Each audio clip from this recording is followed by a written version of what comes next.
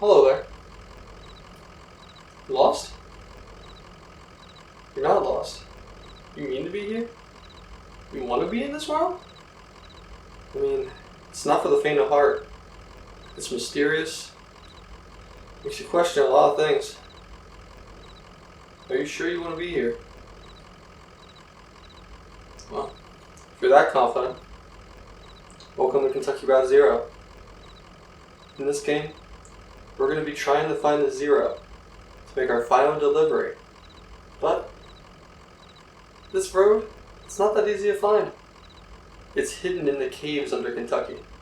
And we're going to meet a lot of crazy, strange, just plain odd people along the way. And there's a lot we can learn from them. So, hope you're ready for the journey. How about you hop in the truck with me? Let's go.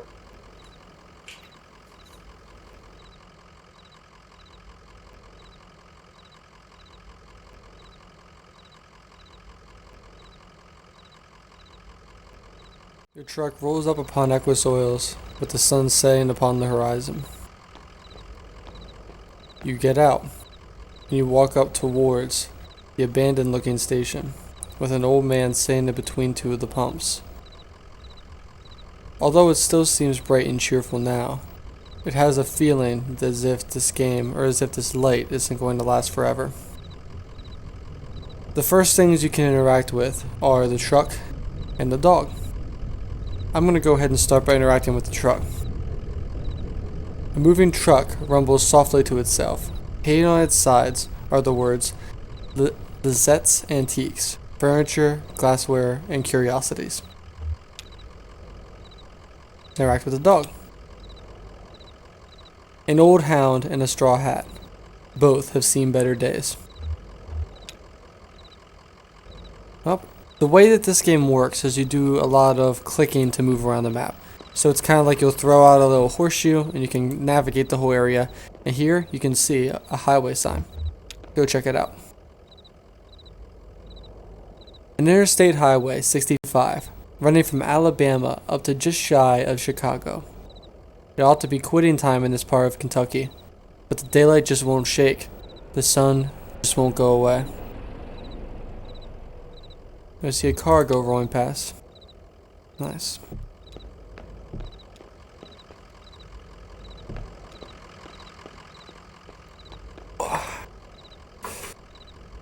I'm gonna go ahead and see if I can interact with this man here, sitting here. Joseph, apparently that's his name, sits between gas pumps in a Queen Anne armchair. His hair is gray and his glasses darkened. Now we have the option to interact with them, and this will be our first actual conversation with someone so far in this game. Joseph. Damn, did you hear that wreck? Truck full of bottles, I don't know, beer bottles? Whiskey? Lost a tire or something and spilled booze and glass all over the interstate. What a mess. I hope they don't come down here looking for anything. We blew a damn fuse and it's all shut off. Now, one thing I want to point off about this game, right from the start, you'll find a lot, this game kind of alludes a lot to death and alludes a lot to tragedy. And one kind of hint that things are a little bit off from the start is if you look at your sign, you look at the truck that you're driving an antique truck full of glassware. Was one of the notes that it had. And the first thing he mentions is a crash with a lot of spilled or broken glass. So it's kind of a hint that it's possible that your truck was the one that crashed. So what a mess. I hope they don't come down here looking for anything. We blew a damn fuse and it's all shut off. Did I hear a dog? What's your dog's name? So, again, from us, our name is Conway apparently. And we have the option of naming them Homer, Blue, or just some dog. I don't know its name. I like to go with Blue. I've always been attached to Blue. Blue sounds like a sweet old hound, Joseph says. I used to know a dog like that. Hey, there's some jerky for Blue. I made it myself. Didn't turn out too well, but I bet a dog will eat it. Getting late, right? I can feel the sun on my neck. I bet it's just a few feet off the horizon. So we have a couple of options here. We can say, I've been driving all evening looking for 5 Dogwood Drive. or I've got a delivery to make on Dogwood, but I'd rather watch the sunset. I think I'm going to choose the latter. Yeah, it's the truth. You gotta stop and breathe in that road. I bet while you're driving, you just let your eyes wander up the tree line and just, well, I bet you're more of a poet than old Joseph. We have a couple options again. I think I'm just gonna ask him a little bit more about his past, and I want to know, you like poetry? Actually, ask how long you've been working here. Do you like poetry? I'm gonna go with poetry. Oh well, I just like to listen to TV. I used to do a lot of poetry on the computer, but I don't have the ear for it lately. Listen, you and Blue have been driving up and down 65 all night. Dogwood Drive is on the other side of, well, to get there you've got to take the 0. And the first sign of stuff that's a little bit ominous is that 0 is fading in and out of existence, even in the text that you're looking at. The 0 is a tough route to find, but you can use my computer to look up directions. You have to head down to the basement and reset the circuit breaker first. I'll be happy to have those winding lights back up and running anyway. It's too damn quiet out here. The basement door is back there in the office. Appreciate your help, friend, and here, take this lamp. It gets dark. So we're free to move again, and I think that it would probably be wise to try and head down into the basement here, or at least into the inside of the building. We have the ability here to turn on or off our light, depending on what we need here. And we're just going to head down straight into the basement to start. So, seems to be someone standing here to the right. We're going to go check them out. And it literally just has the label basement people. Nice. Well, let's see what they look like. Emily, Ben, and Bob sit in folding chairs behind a wood card table. Papers, ollie-shaped dice, and a highway map cover the tabletop. Trying to interact with them. Conway clears his throat. Now we can say, have you all seen the breaker box down here? Or we can say, oh, sorry, didn't know there was anyone down here. Knowing myself, and I always end up apologizing for everything, we're going to go with the latter to start. Emily to Bob. Did you hear something? Bob to Emily. No, sorry, I was looking at the rules again. To Bob. It gets easier as you go. Look, you said we rolled a 5, right? That means you gotta pick up your marker and move it anywhere on the map. Bob to Ben. So it's your turn now, right? Ben to Bob. Oh yeah, I guess so. Where'd you put that 20-sided die? I don't see it. Did you drop it? It should be easy enough to find. It glows in the dark. And that's the end of the conversation. Well, again, we need to find a way to turn the lights on anyway, so let's run down here into the side. And we see a sign. Sign says, a dusty, rusty sign is bolted onto the wall. It doesn't say that, it just describes it that way. Sign, these are the rules. 1. No open flames near the gasoline. 2. No consumption of beer or spirits on the premises. I'm screwed. 3. In case of sudden darkness, do not panic. Relax, count backwards from 5. And number 4, strictly limit the time spent in the basement to fewer than 3 minutes of every hour. Well, I've already been down there for longer than that. Let's go back as far as we can. Now, it doesn't appear to be much else we can do in here, but I'm going to go ahead and quickly turn off my light. And as you can see, we found the game piece. Just going. So, if we pick up this game piece, again, that is glowing in the dark. Conway picks up the glowing 20-sided die and inspects it. The number 5 is facing up. It's just a small piece of plastic, but it has a reassuring, almost comforting weight. He places the object in his jacket pocket. Turn this light back on, and we'll see what else we can do here. And we still didn't find the power, which is what we actually were looking for in this whole thing. Maybe it was farther down this way, and I just didn't see it. I think that's what we were doing, right? Actually, you know what? No, it's fine. Oops, sorry. Read the sign again. Let's head back over and actually try and see if we can talk to those people again. They're not here. Looks like the breaker's on the far side, but I want to interact with the table first. Oh. So at the table, folding chairs are arranged around a worn card table. The chairs are empty, and the surface of the table is bare. Now we can either place the dial on the table, or we can put it in our pocket and walk away. I'm going to place it on the table. I'm going to head over towards the breaker. And we got the lights back on. Just like that, we're ready to go. So, let's go head back up and let's see good old Joseph up there. And see what we can do from here.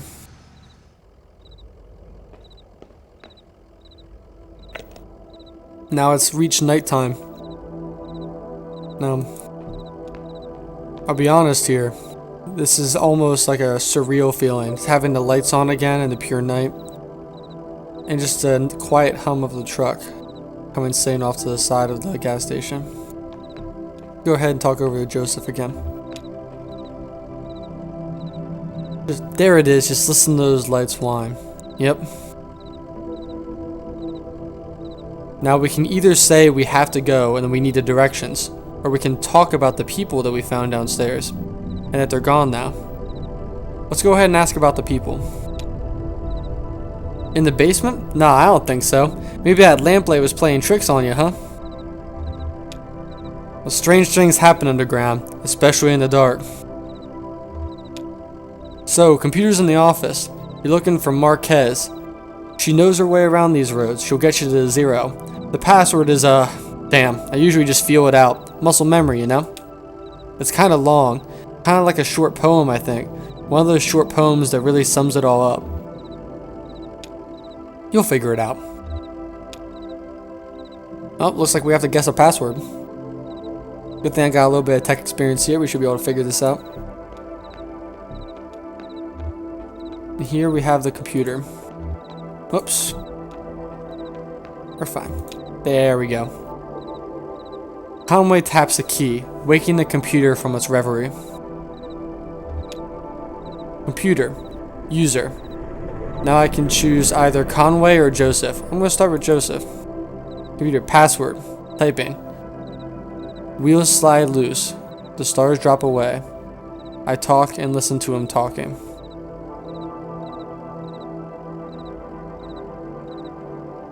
So, we can choose either of the 3 options and kind of try and feel out our own poem. I'm going to start with the stars drop away. Nobody saw the accident. So, let's kind of think through what it was. The first line, again, there's 3 choice options. The first one was wheels slide away. The next line was nobody saw the accident. The first line for this one was the stars drop away, and the next one was the moon throbs. And the third one was I talk and hear him talking, and it's late.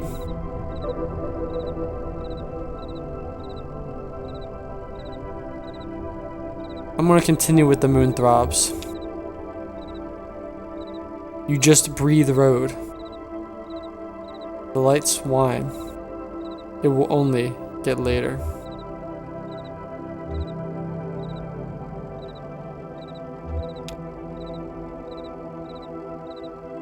I know it didn't fit the actual poem, again, because each of the dialogue options kind of made their own poem. But I do like the ending of it will only get later.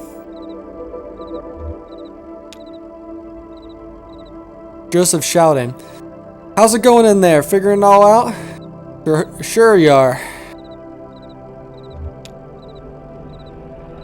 So now we can actually, now that we're in the computer, we can go ahead and actually figure out or navigate a little bit. We have the option to look at the messages, the address book, the games, or just exit out. I think I'm going to go ahead and actually open the address book. Or sorry, I'm going to open the games first because, you know, I'm a gamer, right? I have to do that crap. Turns out, actually, the games is not real. That's hurtful. R.I.P.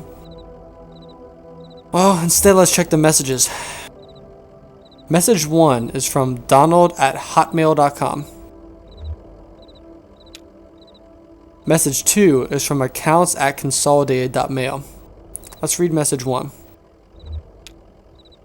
From Donald@hotmail.com.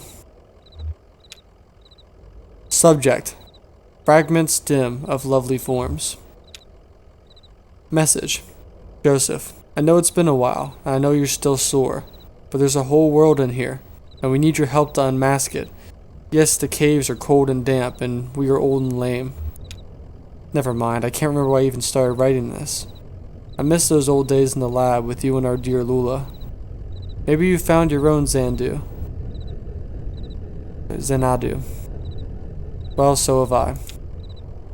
End of message. And that was the end of message 1. Now let's see what accountsconsolidated.mail has to say. From accountsconsolidated.mail. Subject: Account standing. Urgent. Dear Equus Oils, this is an urgent automated message that your account is overdue by more than 14 days. In response, we have switched you to our low reliability Dirty Power Plus plan. Consider making a payment immediately to obviate the need for us to switch you to Sustained Brownout Select. Oh boy. Sincerely, your friends at Consolidated Power Co. End of message. Well, we're done with the messages. I think it's time we get into the address book and see where we need to go.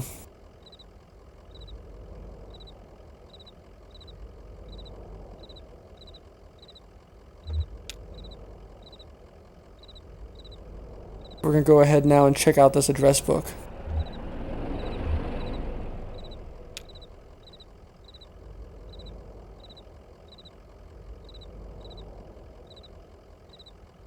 Oh, so this is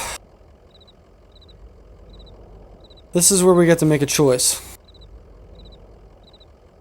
We can either look up the address for the 0, get straight to the point, and for our objective that we originally were told we need to get to.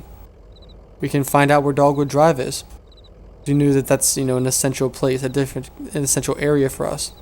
Or we can look up the address of Marquez, someone who can help us, and we can reach out and ask for that help. I'm going to go with Marquez. Marquez Residence, 100 Macondo Lane. Head northeast on 65 and turn left as soon as you see that ugly tree that's always on fire. Look for the barn at the base of the mountain there. Can't miss it. So again, 100 Macondo Lane.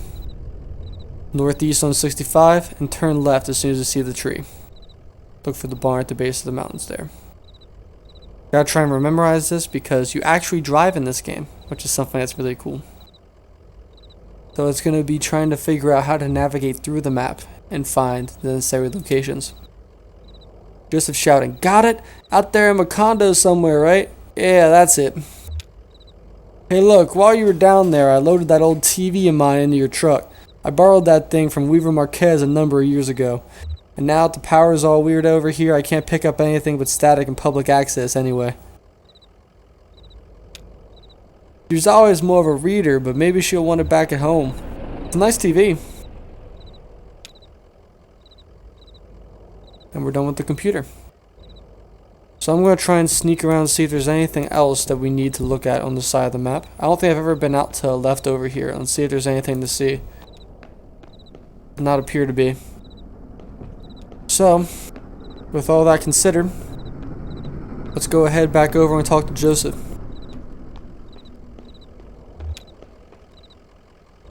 Joseph, sun's gone down. You and Blue better get on that road if you're going to make your delivery. I guess that's the end of talking to Joseph. Let's go ahead and looks like we have a chance to talk to Blue. Conway scratches behind Blue's right ear. "How's it going, Blue?" Or "Take it easy, Blue." Now I think "Take it easy, Blue" is how you end the conversation. So I'm going to ask Blue, how's it going? So we can ask, what do you think of this place? How about a treat? Or again, take it easy. Let's ask Blue what she thinks of this place. It's odd, I never noticed it driving by, but it seems like they're really on the rocks. I'm gonna say, it's odd, I never noticed it driving by. How about a treat?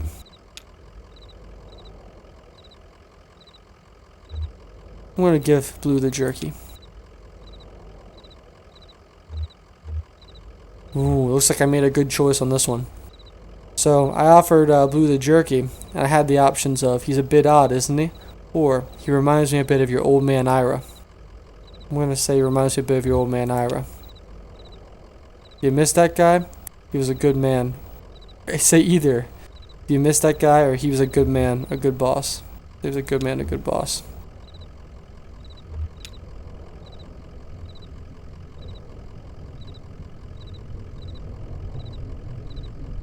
Well, with all that said, I think we're gonna hop in the truck.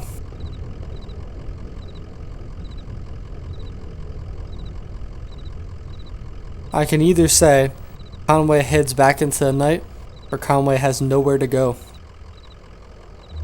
The nowhere to go, I assume, means I'm just gonna hang out here and do nothing because there's nothing I need to do. Or I can head back out into the night. I'm gonna head back out into the night.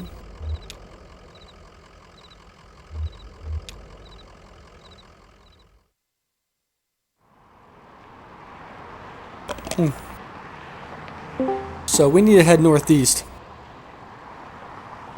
So what we're gonna do here is we're gonna head out northeast and we're gonna see it on the 65. Who joined, by the way? Oh, hi there, Logan. You been watching? Yes, I'm still watching. Okay. We're gonna head up to 65 until we get to that burning tree. There it is, right there. I'm gonna give it an eye first. We're gonna see what it says about it. A tall black oak burns on a hill above the road. Well, I think that's our call to turn in. Look at that. Just like that, we found the Marquez farmhouse.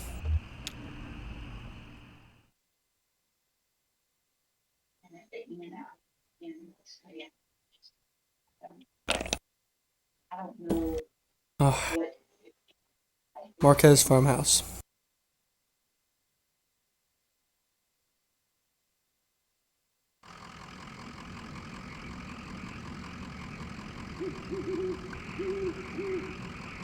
So we have the options of interacting with the truck, interacting with Blue, or interacting with the lamp. I think obviously the first thing we're going to do is interact with our dog. So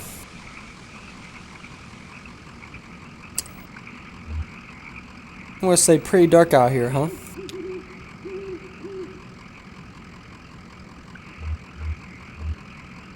I'm going to say maybe you better stay down here where it's lit. Don't want to have Blue follow me up there. Kind of feels like a mysterious vibe at this point. We're carrying someone's TV up to a person we never met before. Might as well just leave good old Blue down here. As we walk up, you can see the lamp light.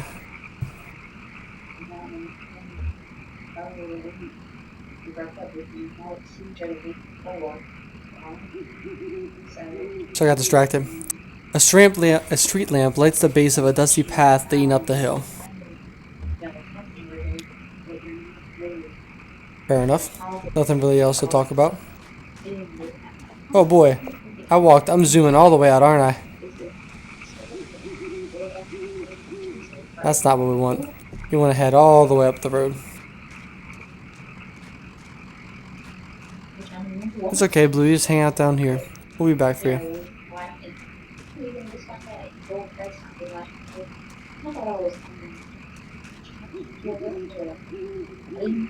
Now as we make our way up the hill, we can see both a cemetery and a house.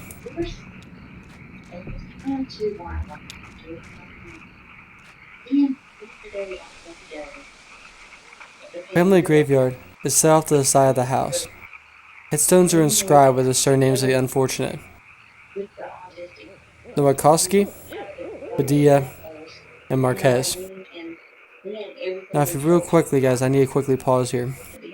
I'm going to quickly go ahead and send us to a face cam. you're kind of following the directions that we have given you over time, even though before that, Hey, Logan. standing circles. Is there Yeah, any listen way? to a southern lady. Yeah, can you turn on push to talk, possibly? It's a lot of background noise. They're really late. She's trying to do this. She's trying to do that. No, what the? Okay. I don't know how to do that on the phone. The I don't mute know mic either. button. It's like almost identical to the desktop one. Chan said push to talk. Sorry. Yeah, it's not really the No, best you'll- option. You probably just have to hit your mute button and unmute. Sorry about that, Logan. It was just a lot of background noise coming through.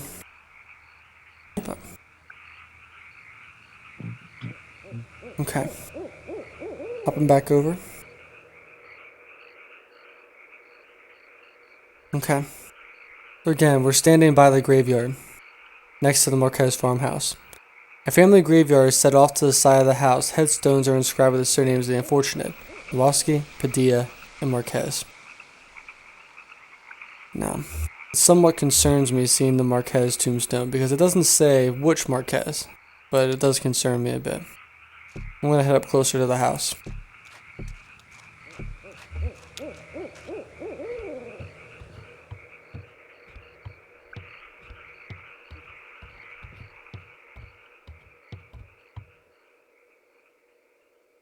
Sounds like we have a light switch here. Sound fades out, almost as we focus, walking up to the door.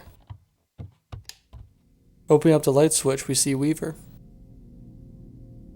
I was just thinking about what a lovely house we have. Do you like it? Have you been here before? Did you happen to see an owl? Now we can either say, sure, it's a nice house. No, I've never been here before. Or I didn't see any owl. I'm going to say, no, I've never been here before. I know. It must seem very strange to you. I was here when this house was built, but it's never been strange to me. There used to be another house here, but we had it destroyed, and we built this one. It was very expensive, and we got quite underwater. What do you do for work? Is it too difficult, or do you like it very much? I was once a mathematician. Are you looking for something in particular here? I can either say I drive deliveries for a small antique shop. It's looking better than being in a ditch. Or I'm looking for the zero. And again, zero is the distorted text.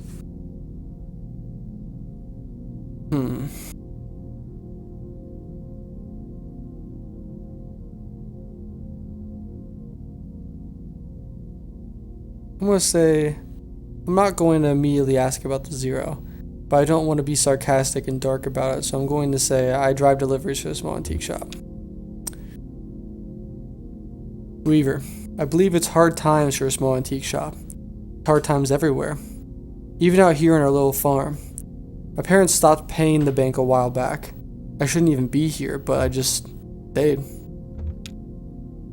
I have some notebooks. I'm only a little bored. I might prefer to watch TV occasionally.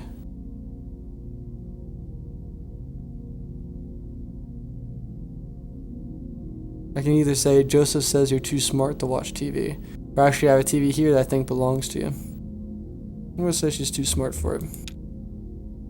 That's a nice thing to say, but he was wrong. I'm not as smart as I used to be. Well, actually, I suppose I'm as smart as I used to be. But never any smarter.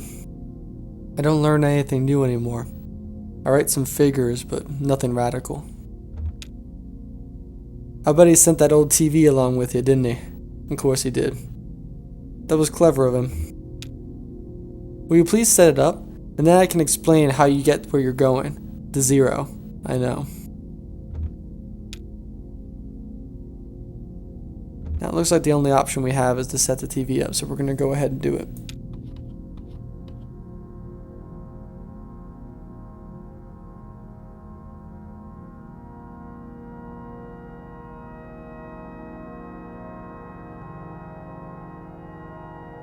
Now we take in the scene. Look at the beauty around here. You see the spiral on top of the barn building. Dogs out there. Look at the picture focused on the frame. It looks almost like a cave. Like a cave entrance on the outside of a mountain. We're gonna go ahead and talk to Weaver. That's not how it's supposed to look. You've made a mistake saying it up. The foreign object to you? Which of your parents was it that wouldn't allow you to watch television?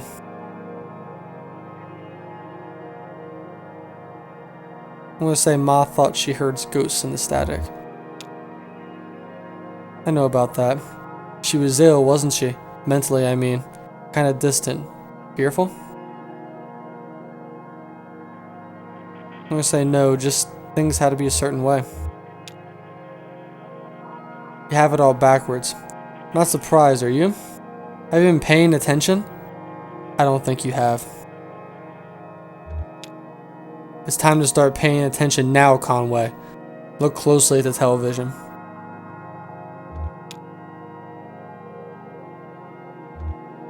Now we get the option to stare into the TV.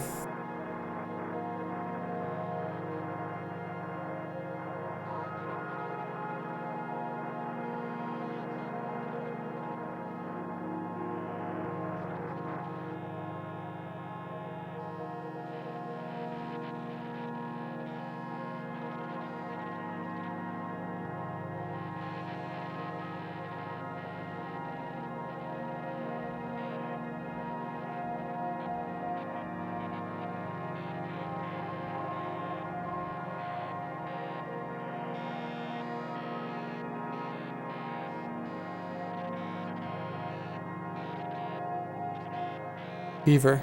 Hey, wake up! You spaced out a minute there. I can ask about the picture on the TV, or I can ask about what they keep out in the barn. I'm gonna ask about the barn. Used to be tools and feed, then books. Now I think it's mostly spiders. Nice, definitely asked about the more interesting thing. That TV is picking up the wrong signal. My cousin Sharon would know more about it. Fixes TVs for a living. Well, she used to. I think the new models are giving her some trouble. I'm going to ask about her cousin. That's my father's brother's daughter, Shannon. We're about the same age, well, we used to be. She's older now. She has a workshop up north a ways by the lake, right where Peona and Wax Road meet. The big bait and tackle shop, and she fixes TVs on the back. You like fishing? Yeah, I gotta remember this before we go. Workshop up north a ways by the lake, right where Peona and Wax Road meet. So Peona and Wax Road is where we need to go. Okay. The big bait and tackle shop, and she fixes TVs on the back. You like fishing? Honestly, I'm not convinced you should bother with the Zero. I'd much rather you find my cousin and fix my TV. But I'll get you headed the right way. So it's pretty easy. Get back on 65 heading north, then take the first right after the artificial limb factory. From there, your arrival at the Zero is basically inevitable. So we have two options. We can either go and find her cousin, or we can go to the Zero. Nice to know you, Conway. Keep your eyes open, especially in the dark.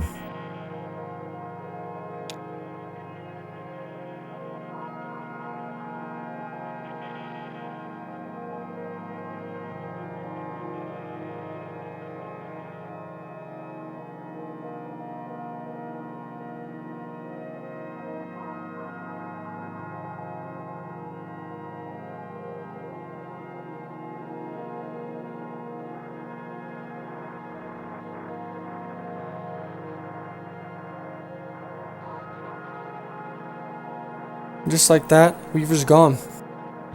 No trace of her in the building, but we can take a look around. Take a look at the stove. A disused wood-burning stove is set up in one ash-dusted corner of the room. It's cold to the touch. Looks like someone hasn't been here in a long time. Check out the sink. An abandoned spiderweb stretches across the bottom of a saucepan. A skillet is seasoned with dust.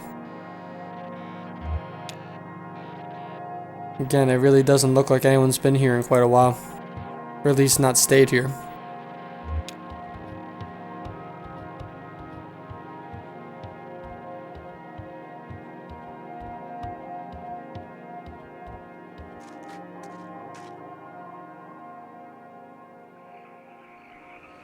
So, we hear the owl, but we don't see it. I want to walk over to the side towards this truck and see if there's any way for me to find this owl. Sadly, I don't think it is. We can either head to the truck or roam around a little more. I'm going to head back out to the graveyard quick, just out of curiosity. Family graveyard is off to the side. And still just has Marquez listed. Weaver Marquez. Let's head back out to the truck. I think we're done here for now. What's that music?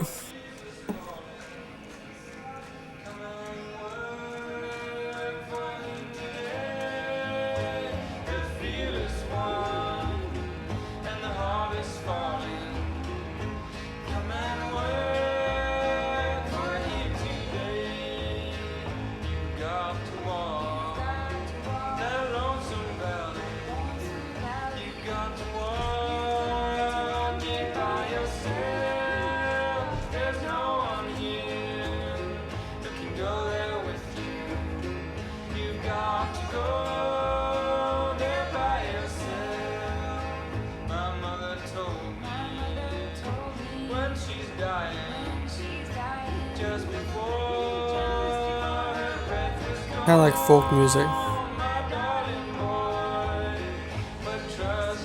Talking about finding God in death.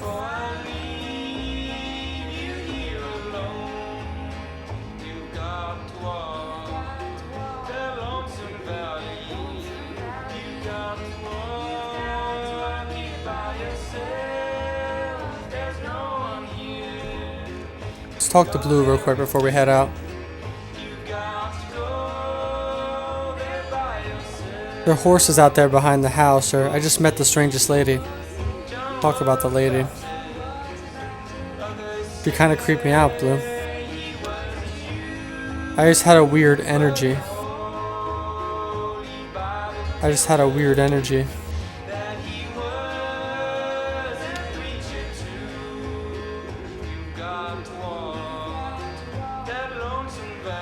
I think it's time we head out to our truck.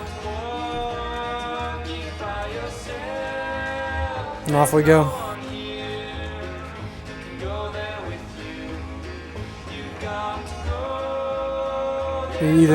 Either Conway gets distracted and he stays, or Conway moves on. I think it's time to move on.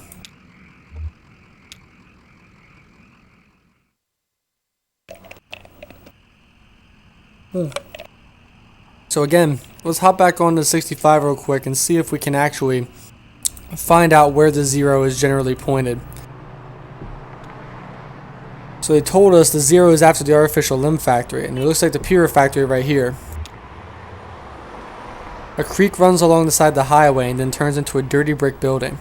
A grinding drone from within the building is faintly audible from the interstate. Floodlights on a lawn illuminate smokestacks. At the edge of the building's parking lot, a large sign, partially obscured by the trees, reads, "Amer Artificial Limb Factory." That seems like it to me if I've ever heard it. Which means the 0 must be somewhere around here. But I think I'd rather go and try and find this girl's sister. Shannon, I believe, was her name. Let's go see if we can find Shannon. And on the way, let's take some of the back roads. Might as well get off, the highway for a little while, right? And see what we can find. It looks to be in a museum. That's interesting. While we could explore this museum, let's see what we can see from this eye view. In the front of the building just reads museum. The lights are off, but the front door is open. You can either enter the museum or drive away. Let's enter. Let's see what we can find inside. Conway steps through the museum's doors. A few feet inside the museum doors, the ambient sound of the highway drops sharply away. The room is cold, dark, and still. A book lies open on the table in the center of the room. An open hallway extends to the left. Large glass doors bar the path ahead.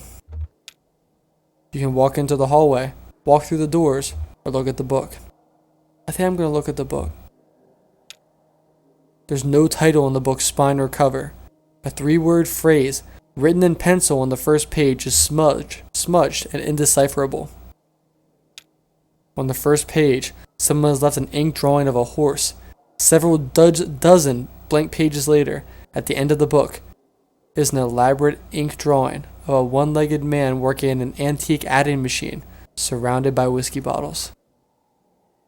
Now, this is where I have to give a little bit of an admission to you guys. I have played, this beginning of the game multiple times in the past. And the last time I did a playthrough of this where I lost my save, I came to this exact museum. And I found this book. And it suddenly hit me as I was reading it that the first page where someone left an ink drawing of a horse kind of harkens to the gas station, Equus Oils. And it's like the beginning of your journey.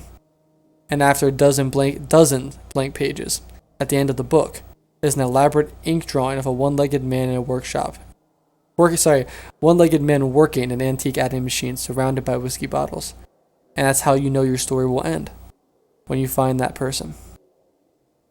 So I think that that's what this journey is going to be about, and bizarre as it may seem, are going to come to a man, a one-legged man, working in an antique adding machine, and that's when we'll know we'll be done. So, I've never made it that far. I've never met the man. I've never even gotten far enough to know who he is. But I feel like that's how we're going to know the story's over.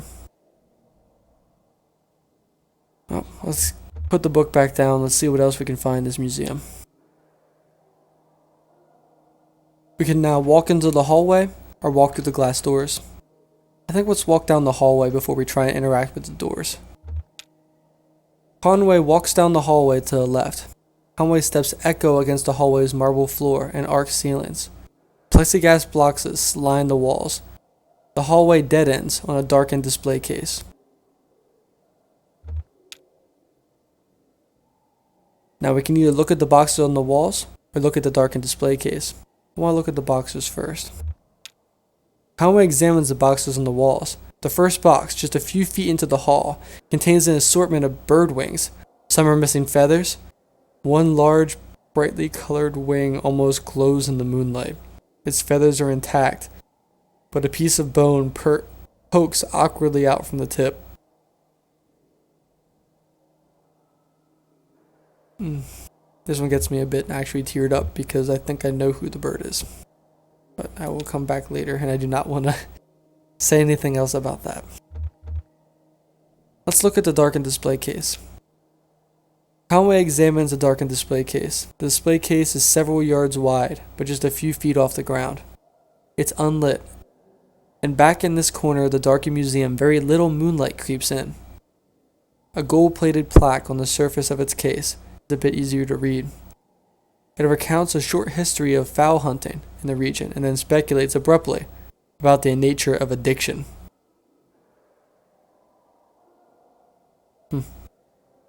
Interesting.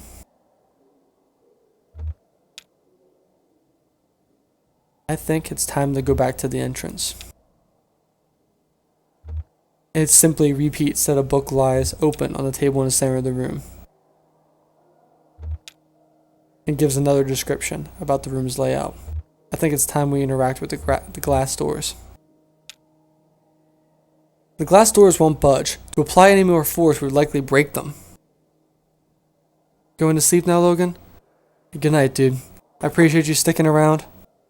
Yeah, hopefully you enjoy it. Yep. Good night, Logan. What's up, man? Bend over, say no more, daddy. Ooh. You had to end it out with that, didn't you, dude? You just had to do it. Again, I appreciate you being around, Logan. I hope you have a good night.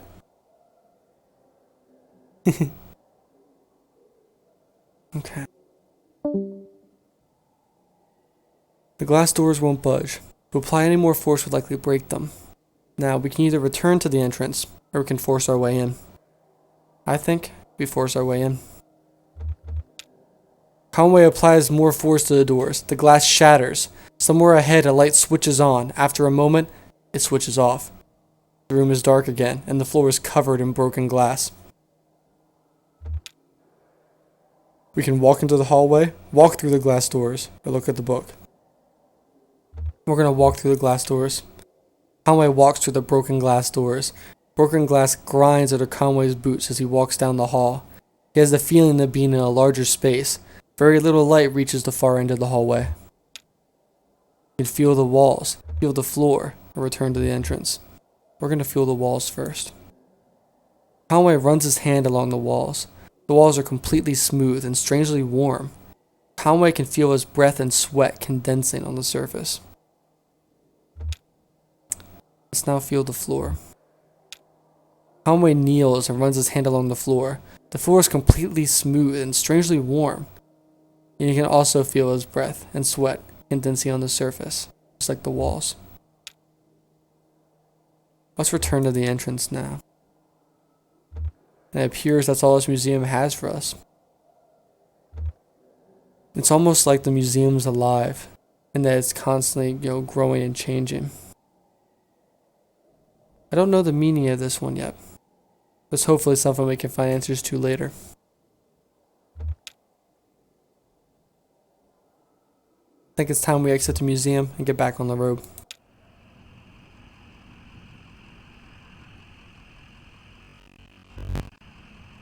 I think it's about time we drive away and continue down the road. So again, we need to head north. And we're going to try and wrap around and see what all we can find as we make our way around this road. Well, it appears on our way around, we have come across a church.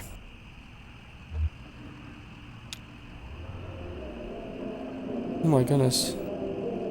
A singing chorus echoes from within the church. The building is 1 story tall with a pitched roof and a 3-story spire rising from the front. The top section of the spire is made of stained glass. An interior light illuminates the pines in red, green, and blue.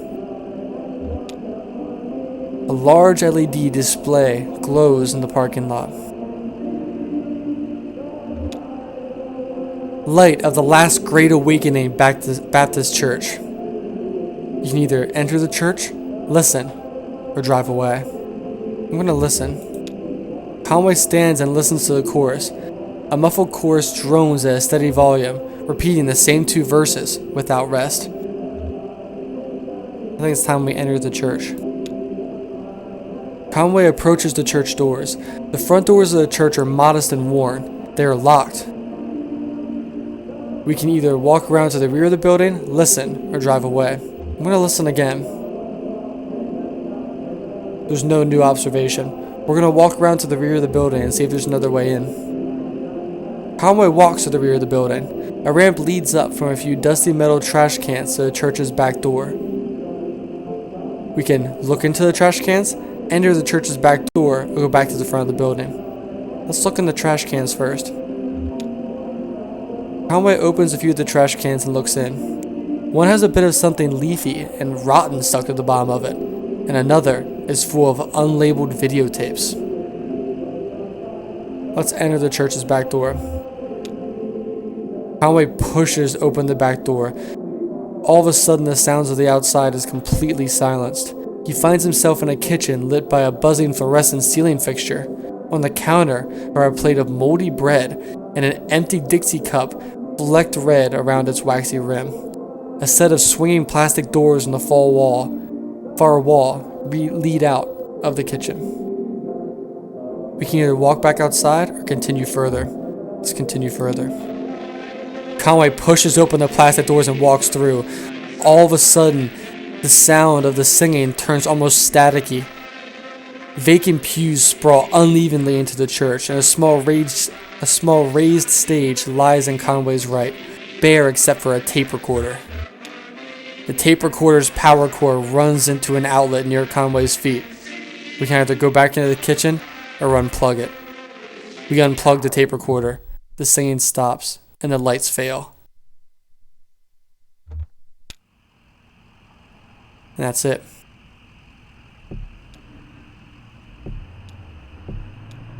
Continue back along the road again. We have an airplane. Oh boy, what is this?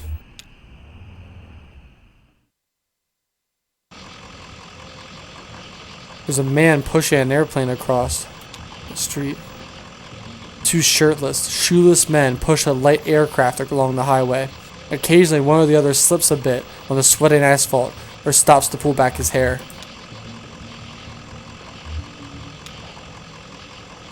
The rubber is almost worn away. Soon these men will be dragging this airplane. And the men? The men are nearly broken.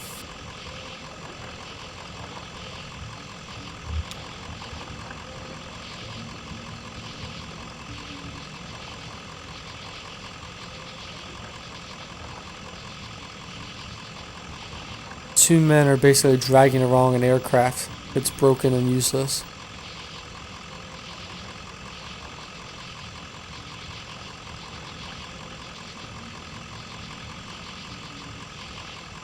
Something poetic about it, but I can't quite put my finger on it.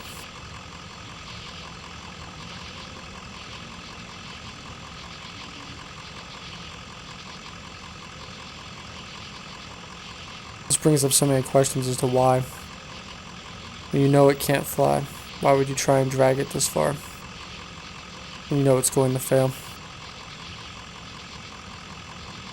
Anyways, no further things we can observe about this airplane. So it's time to head back into the night.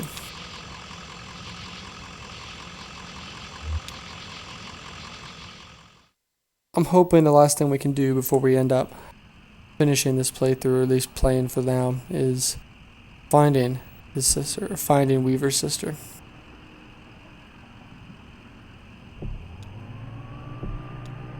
Continuing to make my way north.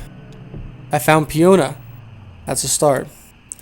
I do want to head down here towards the bottom of the lake. There's nothing down here in this section. See if we head further this way. We have Peona. And what was the other one? There we go, Wax Road. Just like they promised, the bait shop's here. But before we go in, let's kind of poke around a little bit and see if there's anything else of interest in this area.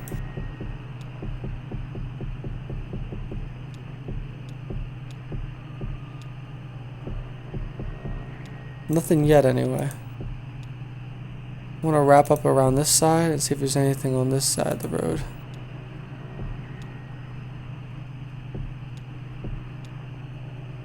As it appears, there's not seem to be anything of interest in this area. That's okay. Let's go finish up our final mission and wrap this up for now. Conway pulls into the let's restart this. Conway pulls into the bait shop parking lot. Vaulted above the road on a thin steel bar, a handwritten sign reads, "Live bait, minnows, small and also large for stripers, night crawlers, chips, and beer." A green flyer hangs loosely from a bit of masking tape at eye level. To the shop's right, a dirty parking lot sprawls unevenly into grass and then eventually trees. The bait shop is open. We can either enter the bait shop, read the flyer, or drive away. Let's read the flyer first. Computer printed type in bold font surrounds a clip art illustration of a TV set. The TV has eyes, arms, and legs. Its shoulders are slouched. On the screen is a cartoon expression of exhausted nausea. A hot water bottle rests against its wire antenna. TV repair. No model too old. Inquire within. We do not sell digital converter boxes. Nice. Good to know that they don't sell those boxes. They told us right up front. Time to enter the bait shop. As soon as we enter, the outside sounds fade away, and it almost reminds me of the sound of an aquarium or a pet shop, where you can hear the running of filters within the glass water tanks. Narrow aisles, crowded with lures, reels, rods, and snacks, divide the shop lengthwise from its entrance to the cashier's counter. The left wall is lined with churning tanks of water. We can look in the tanks or approach the counter. I think we're going to look in the tanks first. Conway approaches the tanks and they get louder. The 3 metal tanks aren't labeled, and the water is too agitated to get a clear view of what's inside each of them. The contents of the first tank are vaguely gray. The second is a muddy pink, and the third is clear, but shiny silver flecks occasionally flash along its surface. Let's reach into the first tank. Conway reaches into the first tank. Conway's hand brushes against something roughly the size of his palm. Let's reach deeper. Conway's hand comes in contact with a scaly, uneven surface. As he runs his hands along the bottom, a bead of sweat bridges the inches from his temple to the water's surface. Something bites at his forearm, and he recoils. Time to reach into the second tank. This one was the muddy one. Conway's fingers slip through something fleshy but inert. The sensation is nauseating. Let's reach further in the tank. As Conway reaches deeper into the tank, as his elbow passes into the pinkish mass, he realizes he's about to be sick from the smell and pulls away. Yikes, that does not sound pleasant. And finally, let's reach into the third tank. Now, I'm a little bit curious about this because this one's clear, but has what they decide is silver specks or flashes on top of it.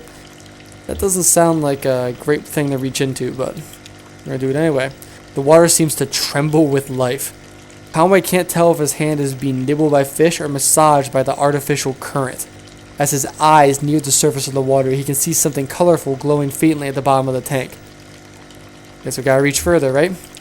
Conway reaches deeper into the tank. A tremor spreads from his elbow to his fingertips and up to the base of his shoulder. His vision flickers. The water is running warm under his skin now, and he has the sensation that something's about to snap. His eyes close. He lays on the rooftop, new shingles rough between his back. Swelling in the noon sun, he is exhausted. It must have started before dawn. His legs are sore from holding stable on the uneven surface. His wrists from breaking an old sealant. His fingers from carefully lifting shingles to hammer down new ones. His boss, Ira, yells something from the idling truck below. He shades his eyes with his hand. A beer would be good. It's barely past noon, but he's worked a full day already. What could the harm be? Maybe a shot at the counter just to get his eyes open. Then a beer. He could offer to drive into town for lunch and then stop at that old place on Cumberland. Cashier pushes Conway roughly on the shoulder. He's been talking, yelling maybe, but it's all an echo now. Conway looks up, his neck stiff with pain, his right arm still tingling. The cashier points in the tank, then above to a few holes torn in the wall, nail holes from which an electric sign has come dislodged and fallen into the water. Helps Conway to his feet, looks at him pitifully, and returns to the cash register. Yikes, we reached into a freaking electric water. That's great.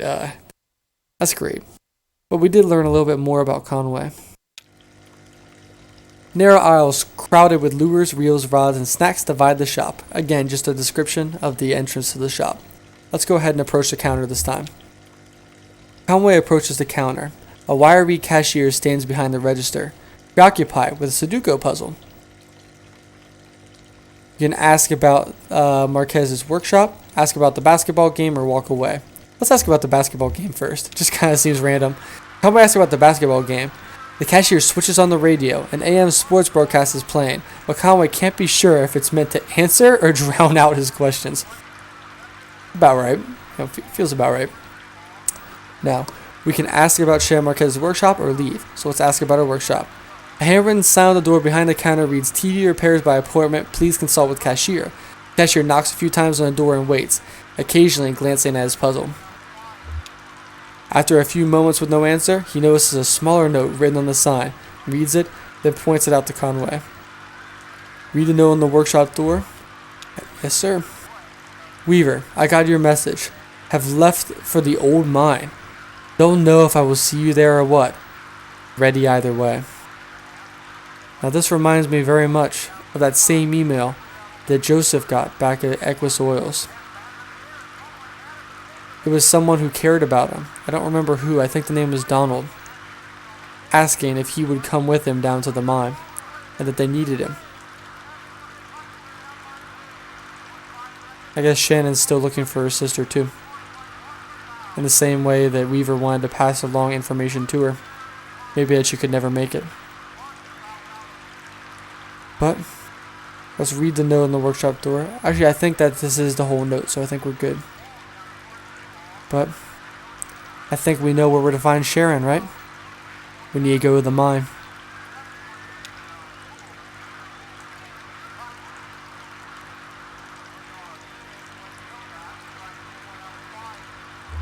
think it's time we leave the shop.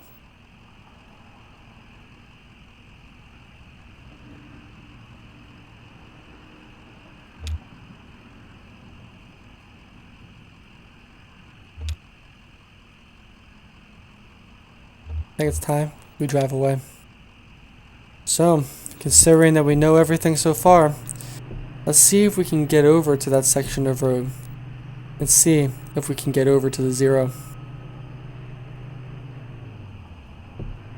See if there's anything else that we can access that may be interesting on 65. There's a road called Frenchman Knob Road. And we're going to head up and take a peek around just to see if there's anything interesting around here. As we explore, we really don't find much. What we do find is the highway that everyone's been talking about. So not the highway, but the factory. And there is an on-ramp mysteriously sitting on the road. Before we get to this on-ramp, let's take a peek around and see if there's any last sights we can see on this side of the map. And if not, that's perfectly okay. But I just like to sneak around, see what else this country has to offer this way.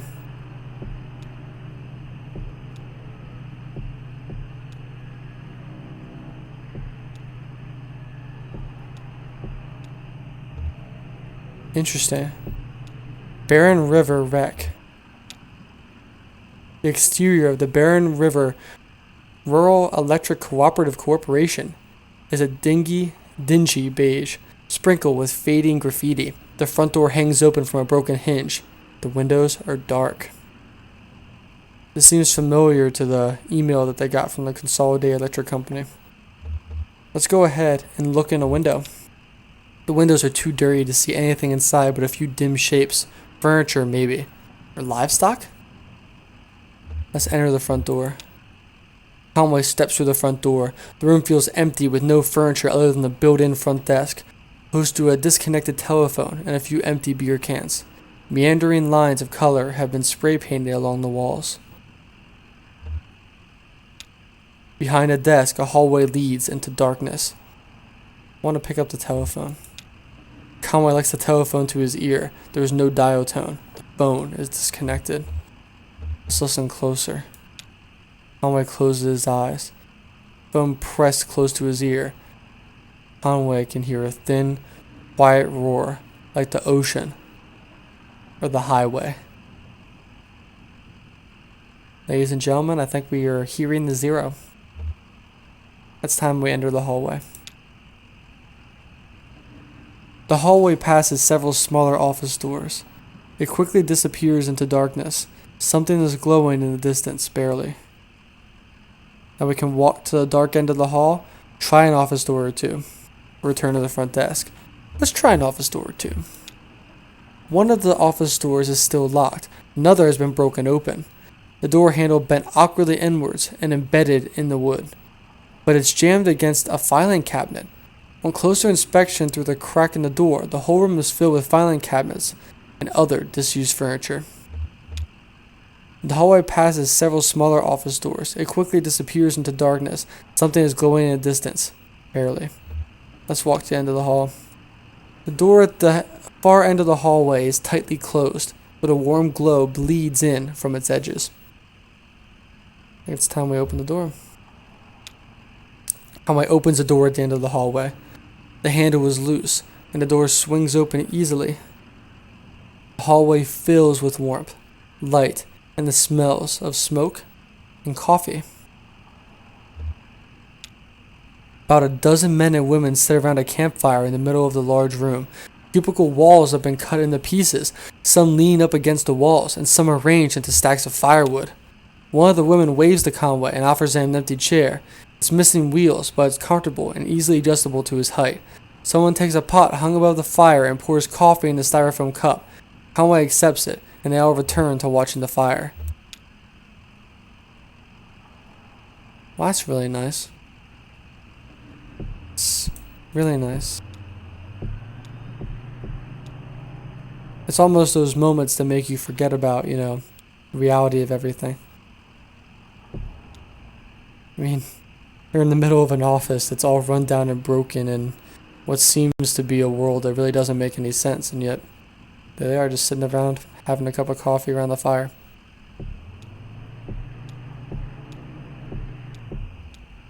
Let's check for any more final things. And I think it's time. Oh, there's a diner.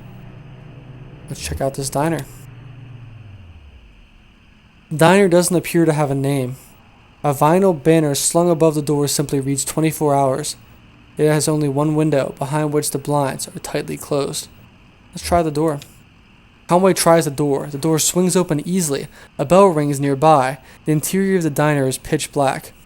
Let's wait a moment to adjust to the darkness. Conway stands in a doorway, waiting for his eyes to adjust.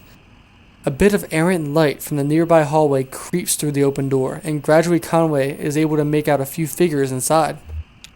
Two old men in trucker hats sit in a corner booth, with a checkers board on the table between them. Young woman standing behind the counter in an apron must be a waitress. Cook stares blankly from the kitchen. The door slams shut and the room is dark again. You can sit down at the counter or try to open the door and leave. Let's sit down at the counter. Suddenly the whole room has gone dead silent. Sits.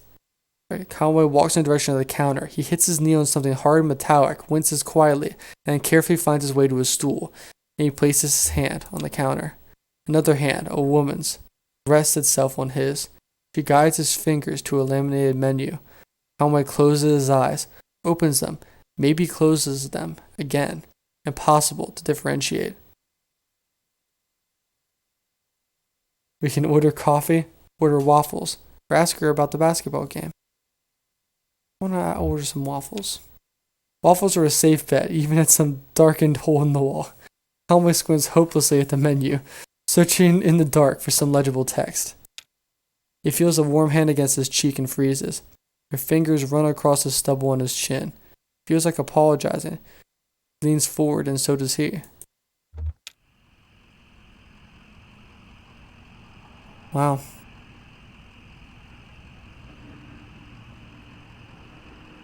Wow.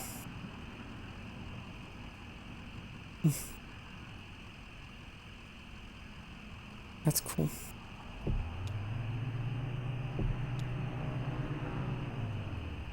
I don't know what to make of that story. Maybe something about stepping into the unknown. I don't really know. I do like all the detail it went into describing that encounter. Kind of stumbling along blindly. That's cool. Finally, I think it's time we do what we were here to do. It's time we find Sharon. It's time we meet the entrance to Zero. Or at least the caves that we believe is the entrance to Zero. Here's the on-ramp.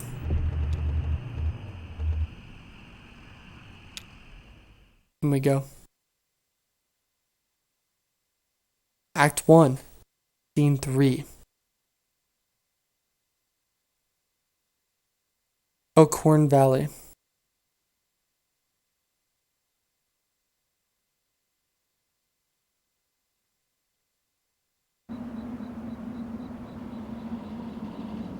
Here we are at the dingy entrance of a cave.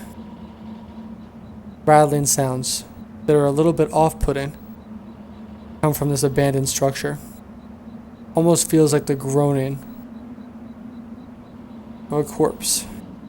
I don't even know how to describe it, but out of a horror movie, almost like an eroded graveyard. Except that it's all metal. Here we have an opportunity again to either get back in the truck or talk to Blue. And of course, I think we're going to talk to Blue. Conway brushes some dirt off of Blue's hat. How's it going, Blue? Or take it easy, Blue. Let's ask Blue how's it going. We can either be practical and ask about how the lady don't think the lady was right about the on-ramp to Zero being here. Or we can ask about what they got on their hat.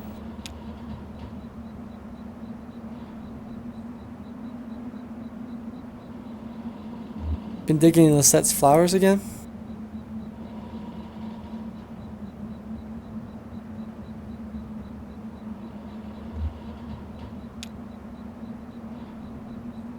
Got something on your hat. Been digging in Lisette's flowers again? The way Ira used to yell at you, you'd think he was losing his mind.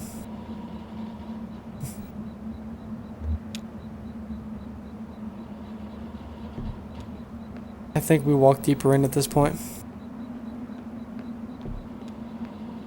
I kind of want to walk over here past the truck in this direction. And poor Blue really looks kind of straggly. And again, I don't really look much better myself. But I feel bad for Blue.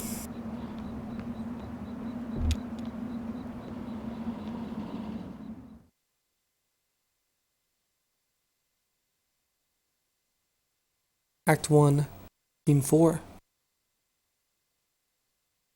Elkhorn Mine.